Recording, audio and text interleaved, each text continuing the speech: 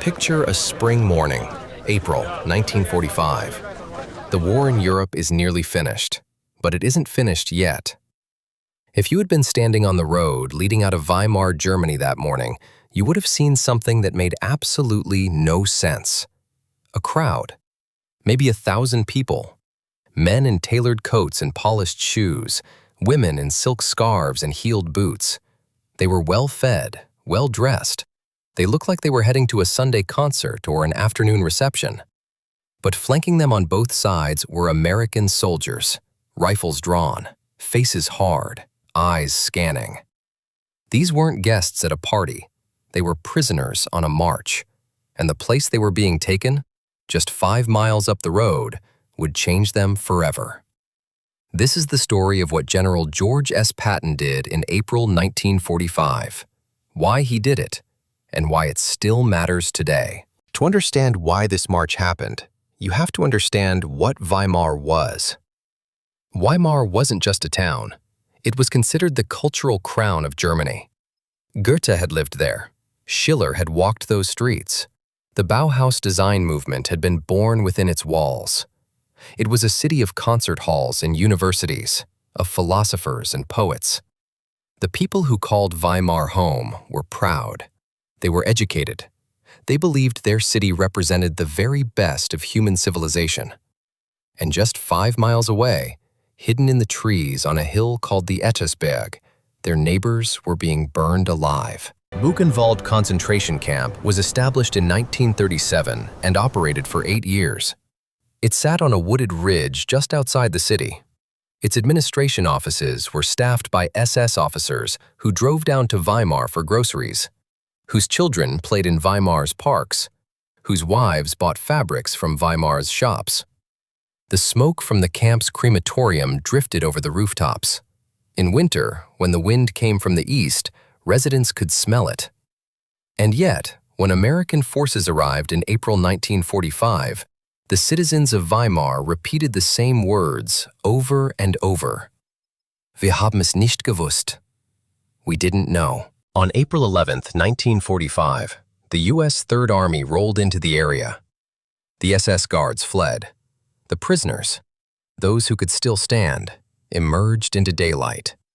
When General George S. Patton arrived 2 days later, he had already visited another camp, Ohrdruf. He thought he was ready. He was not ready for Buchenwald. The camp held over 20,000 surviving prisoners, men who were little more than skeleton and skin. Their eyes were hollow, their ribs pushed against translucent flesh.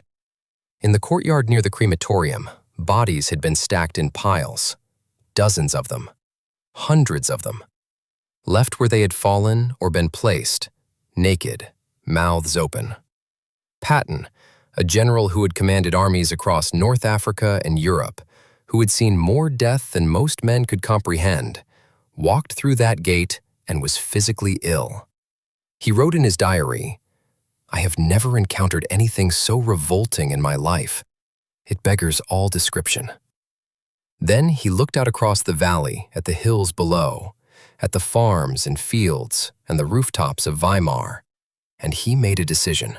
Patton called his provost marshal and issued an order unlike any given before or since in the history of modern warfare. He didn't want the mayor. He didn't want criminals or soldiers. He wanted the finest citizens of Weimar. Round up the professors, he said, the doctors, the lawyers, the bankers, the wives of the politicians. Bring 1,000 of them. March them up the hill. His MPs fanned out through Weimar. They knocked on the doors of manor houses. They stopped men on the street in front of their offices. "You are going for a walk," they were told. General Patton extends his invitation. Some refused. Some protested their dignity and their standing. The soldiers pointed their rifles and repeated, "Start walking." The column assembled and began moving. Smartly dressed, some women had pulled on their finest coats, not knowing what this was. Some men had grabbed their briefcases out of habit. The mood was almost casual at first. Some people spoke quietly to their neighbors. Some even smiled for the American photographers. They assumed this was theater, American propaganda. Surely it would be nothing serious. But as they climbed the hill, something began to change. A smell reached them. It moved through the trees on the wind. It wasn't the smell of industry or wood smoke. It was something else. Something older. Something that coated the back of the throat and stayed there. The conversation stopped. The smiling stopped. The civilians entered Buchenwald through the main iron gate. On the other side, behind the wire, thousands of prisoners stood watching. They did not shout. They did not move. They stared. These were the men and women the citizens of Weimar had claimed did not exist. The ones whose smoke they had explained away.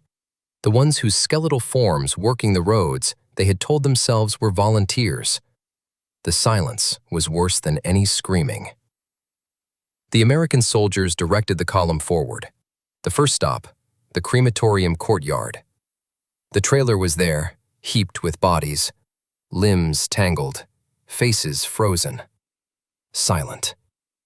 One woman in the crowd took one look and collapsed. A soldier stepped forward. He did not help her up immediately. "You haven't seen the worst of it yet," he said. The soldiers guided the citizens through the camp, section by section. They saw the barracks where prisoners had slept 10 to a bunk.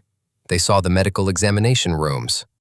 They were brought to the pathology building and shown what the SS had kept as trophies, artifacts of a cruelty so deliberate, so methodical, that even hardened soldiers struggled to process it. Men who had arrived at the gate chatting about politics were weeping openly now. Some vomited. Some fell to their knees in the dirt. One former prisoner, barely more than bone, still dressed in his striped uniform, approached a German banker near the back of the group. He pointed at him. His hand was shaking. "I know you," the prisoner said. "I saw you at the train station. You saw me. You looked away." The banker collapsed. He pressed his hands over his face. "I didn't know," he sobbed. "I didn't know." No one in the crowd said anything. When the tour was over, the 1,000 citizens of Weimar walked back down the hill. They did not talk. They did not look at one another. Their fine coats were dusty now. Their shoes were dirty. The women's faces were streaked. The men walked with their heads down.